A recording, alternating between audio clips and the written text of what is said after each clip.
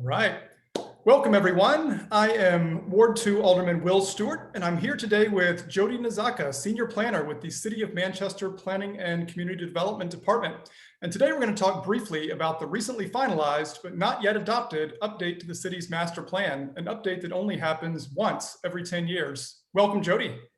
Thank you for having me. I appreciate this opportunity.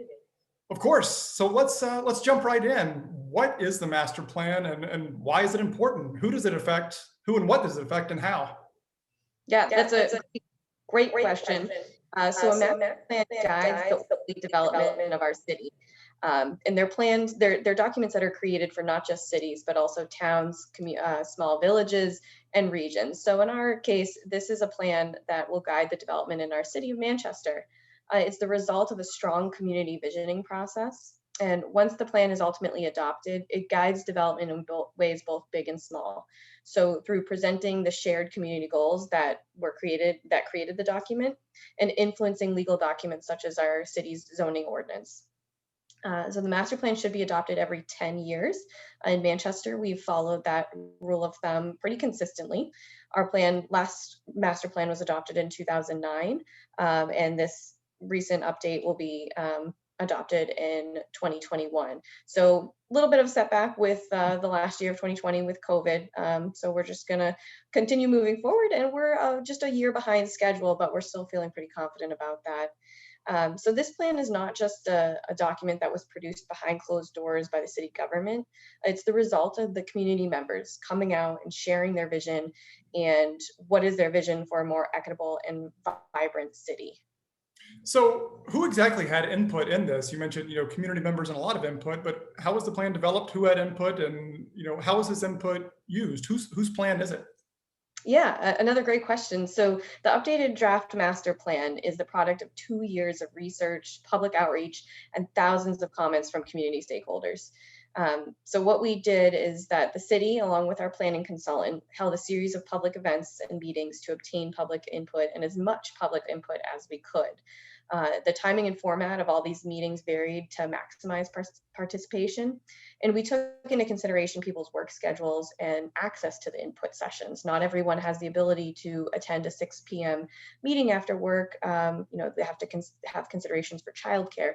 So we tried to have many different options. Not only did we have those in-person meetings here at City Hall, but we actually had a few meetings where we went to community organizations. We had a few that encouraged children to come to the event, and we had a little play area in the back for them. We also did a lot online. So in July of 2019, the city hosted our Project Kickoff event, and that was facilitated by our consultant. And the kickoff event included elected, appointed officials, residents, representatives of local area organizations, nonprofits, business owners, property owners, and engaged individuals. So participants attended this meeting to hear about the project, learn about the process. Not everyone is familiar with the process of a master plan is, and express what was important to them in the city of Manchester. And then following that, the next big event was held on September 12th through the 17th in 2019. That was a multi-day planning charrette called Planapalooza. That is coined by our planning consultant. And that included a variety of focus groups and meetings with citizens and stakeholders. And another level is in the early stages of information gathering. We encourage citizens and stakeholders to host informal discussions with their friends, neighbors, church groups, book clubs, and other small groups. Through these meetings, hundreds of people shared their thoughts, concerns, and ideas with us. And Alderman, I know you were so gracious enough to host one for Ward 2, which I was in attendance of. And it was because of those those meetings that we got a lot of the best input we did. And a major difference between the 2009 and the most recent update was that we were able to really capitalize on social media. The city maintained a web presence. We created a web link, planmanchester.com, and the city's Facebook page was used to help circulate information about the project and upcoming events. The project website was used to post documents, gather public input through discussion boards, open forums, map exercises, photo sharing, and the site remained active throughout the entire process. And additionally, to reach a broader range of individuals, we encouraged input sharing through an art contest. And contestants aging in range from 7 to 60 submitted entries that were ultimately judged by the community during Planapalooza. And to go back to your question about who is the plan for, so all of this said, the master plan is officially adopted by the planning board. However, the document is a product of the people of Manchester. There'd be no plan for the board to adopt if there was no input from the greater community. So it really is a plan for the people. So it sounds like there was a lot more outreach this time around than there was 10 years ago. Certainly with technology and social media, like you mentioned. Mhm. About the plan itself, how does that differ from the one that was adopted back in 2009? Yeah, I mean, 10 years is a lot of time to go by between the adoption of each plan. And so circumstances have changed since the 2009 adoption.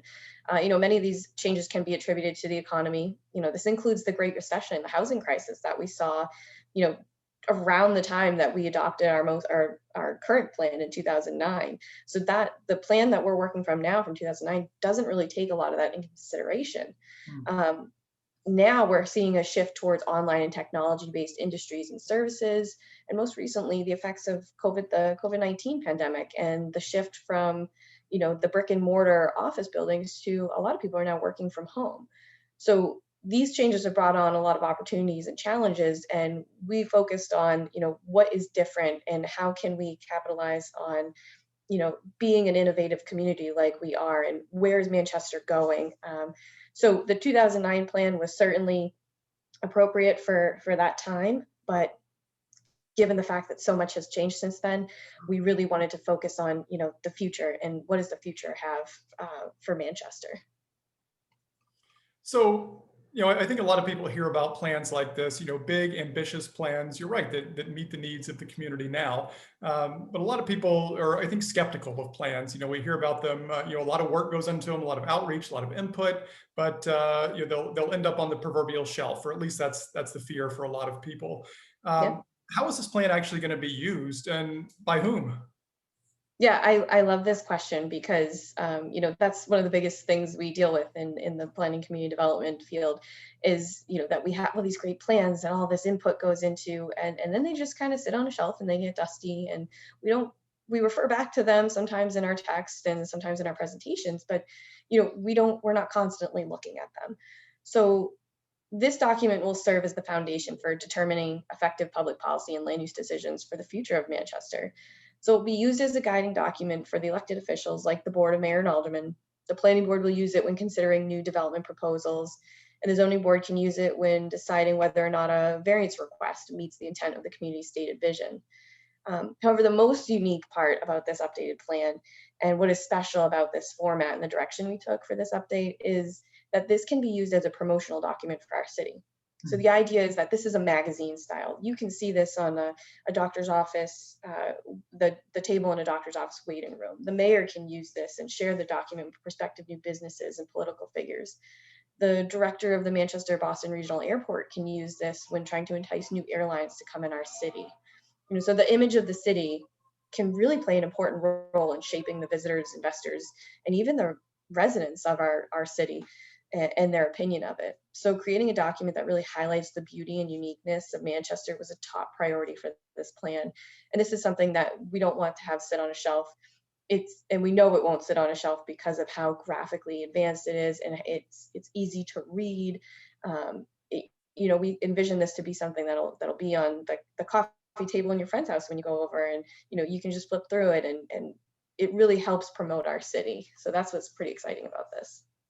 It is exciting, and it definitely sounds like it has a lot more potential that way. So I know, as I mentioned earlier, the plan's been finalized. A lot of revision and input from an earlier version that came out, and you got a lot of great feedback from folks. What's the process going forward, and how can people get involved one last time here? Yeah. Yeah. So the planning board will hold a public hearing on Thursday, June 17th, beginning at 6 p.m. And that will be to review and adopt the updated master plan for the city of Manchester. The public is invited and encouraged to attend and comment. And the board welcomes any and all constructive comments on the plan, again, because this is a plan of the people. And for this plan to become a reality, it's not just the people that need to support it, but the city also needs to support it too. So we'll have to ensure that the stage is set through supportive regulations and investments and infrastructure to help support these visions and these recommendations that the plan holds. Community members can stay involved by joining commissions like the Planning Board or the Zoning Board, Heritage Conservation Commission. You can join a citizens task force, or simply by turning out to support a new project that means something to you and is in concert with the Manchester vision that's stated in this master plan. So even though the plan will be adopted relatively soon, there's many ways for the community to stay involved and continue supporting it and promoting the vision that it is. Certainly, and you bring up a good point of residents, the necessity of residents serving on boards and commissions going forward, like the Planning and Zoning Board, Conservation Heritage Commissions, and so forth. I mean, it's really critical to the functioning of our city to have those Absolutely. filled and by people who care about the city. Now, you mentioned the public hearing on the Thursday, June 17th. Is that the only way people can submit comments or feedback? Is there an email that folks can send comments to as well, or any other ways of providing that input? Yeah, great question. That they can turn out to the meeting. It will be an in-person meeting, so it'll be at City Hall in the Aldermanic Chambers. But however, if somebody can't make the meeting, there's also an email address, and that's masterplan@manchesternh.gov. And they can send in comments into that at any time, and we'll be monitoring that up until about 4 p.m. the day of the hearing. So that's another option, and we do have a direct line for our department, and that's 792-6714. Or residents can come into our office, and then I can sit down and chat with them and go over any comments, concerns, questions they may have. So there's a couple different ways that a resident can get involved. We've also shared the public hearing announcement on our Facebook page. So that's another option, commenting on the Facebook page announcement. And the plan itself, is it available on the city website as well for people to check out? Yep. If you go to the City of Manchester website under Planning and Community Development, they'll be under the announcements section. We have a link to the document. As I mentioned, we also shared that link on Facebook, so you can also get it by going onto the Manchester Facebook page and clicking on the link there that was posted last week. We do have a paper copy available too in the office if somebody would like to come check out a paper copy. Oh, excellent. Yeah, good to have that option. And for the online PDF version, I'll be sure and throw a link down in the chat below this conversation when it posts online. So thank you, Jodie, for joining us today and giving us this brief rundown on the master plan and its importance to the city and our future. Everyone, this was Jodie Nazaka, Senior Planner with the City of Manchester Planning and Community Development Department. Thank you, Jodie. Thank you. I appreciate the opportunity. I love talking about our city and this plan, so I really welcome this. Thank you. Absolutely. Have a great one, everybody.